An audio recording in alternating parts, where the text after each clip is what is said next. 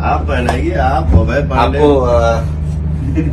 विजय चौहान जी को आपको बहुत बहुत बधाई। आपने 100 मिलियन गाना दिया, ताड़ी पर ताड़ी।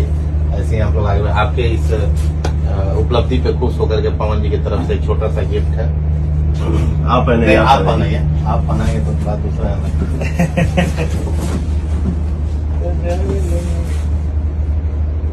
साड़ी से ताड़ी 100 मिलियन के उपलक्ष्य में पवन जी की तरफ से एक छोटा सा गिफ्ट विजय चौहान जी को। थोड़ा गुनगुना दीजिए।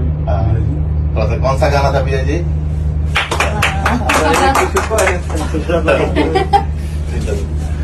भैया के प्यार के आगे सोना चांदी कोनो कीमत नहीं के रखा। बिल्कुल। लोग के प्यार के बदौलत ही सब संभव बा। बड़ा खुश बानी कि आज भैया ने हमारा अभिनंदन किया और बहुत प्यार दिए। कोटि कोटि। अरे मेरा भाई एकदम हमेशा चमकते रहिए।